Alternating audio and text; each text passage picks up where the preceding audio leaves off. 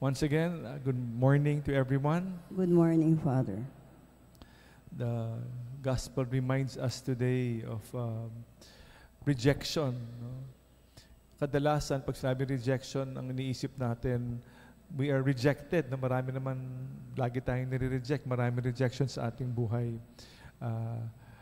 But today, we will focus rather, instead of us being rejected, we focus on us rejecting God. No? Tanggap ba natin ang ginawa ang design para sa atin? Tanggap ba natin bakit ako ginawa ng ganito ng Panginoon, no? Yung aking kalakasan at ang aking kahinaan, my strengths and my weaknesses, no? Sometimes we question, Lord, bakit ba ako ganito, no? Bakit ba ako ginawang kalbo? Bakit ba ganito yung aking talento? Bakit ganito yung aking kaalaman? No? Bakit ganito? No? Marami tayong tanong, Lord, why? No? Why did you design and create me this way? Bakit ba? No? We question. Because of this questioning, kaminsan, o baka madalas, dahil nire-reject natin kung paano tayo nilikha ng Diyos,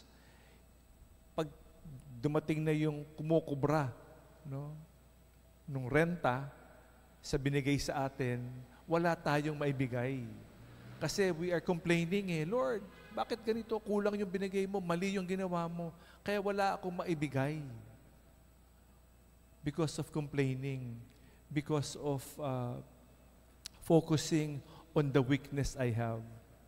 And today, the gospel reminds us, yung nire-reject mo, the stone rejected becomes the cornerstone. Baka yun mismo ang nire-reject natin, yun ang magliligtas sa atin, yun ang pinakamahalaga pala. Kasi ayaw natin tanggapin. We reject. Rather, make that what we reject. God did not make a mistake. He is the perfect designer. Siya ang creator. Alam niya bakit ito ang binigay niya sa atin. Walang kulang, walang sobra. Eksakto. Let us not reject what God has given me. Rather, let us put it in God's hands. Let us be open, especially this Lenten season. Maging bukas tayo sa binigay sa atin. And put it in God's hands. Siya ang bahala. And hindi naman ako Diyos. Hindi naman ako I cannot create this myself. It is because of God's goodness, of God's generosity. We can never outdo the generosity of God. The gospel says, no, the landowner, binigay niya lahat, no, yung ubasan, yung ginawa niya ng tore, ginawa niya ng pader, binigay niya lahat pero nireject God has given us everything necessary to be saved. Let us not reject it. Rather, use it for the greater glory of God. Use this weakness, this story to save us. No? Example, no? For example, yung aking sakit, diba? Yung cancer na ito, diba? Parang Lord, no? Nakapakadisiplina ko namang kumain, diba? Tapos nagka-cancer pa ako. Bakit niyo ako binigyan ng cancer, colon cancer? So I will try to reject. I might reject it and say, I question this, no? Why are you rejecting? Pero this cancer has helped me to become a better person. This cancer has reminded me of things which I take for granted.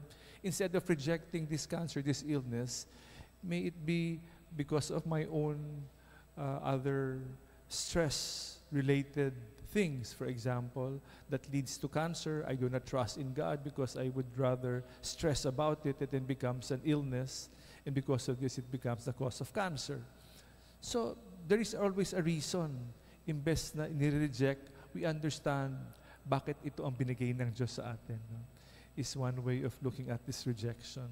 Let us not reject the goodness of the Lord, His generosity, His love for us, but rather make it the cornerstone, a source of strength, if we allow the grace of God to help us. As we celebrate this first Friday of the month of March, we thank God for all the many blessings He has given us. everything is grace. Everything and everything is grace. May we see it in the eyes of the Lord. Salamat sa Diyos.